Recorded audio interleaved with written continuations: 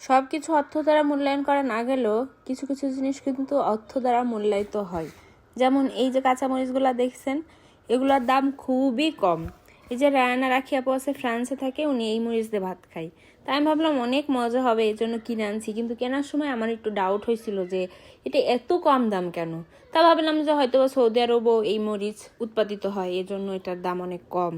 এই যে দেখেন, যেখানে দেশি মরিচের দাম 350, 400, 500 টাকা করে কেজি, সেখানে এই মরিচের দাম মাত্র 5 রিয়াল, যা বাংলাদেশি টাকার মাত্র 150 টাকা।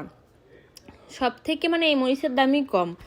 তো আমি আসলে আনছি, এনে খেয়ে দেখলাম, মানে আমার কাছে একটু মজা লাগেনি, একটু ঝালও না, একটু গন্ধও না। আমাদের মাইন্ডটা আসলে ওইভাবেই সেট করা যে কাঁচামরিচ মানে ঝাল হবে, ঘ্রাণ হবে, আমরা একটু পোলাও বিরিয়ানির সাথে খেয়ে মজা পাবো, এটাই তো কাঁচামরিচ। কিন্তু এই মরিচ খেয়ে আমি একটু মজা পাইনি।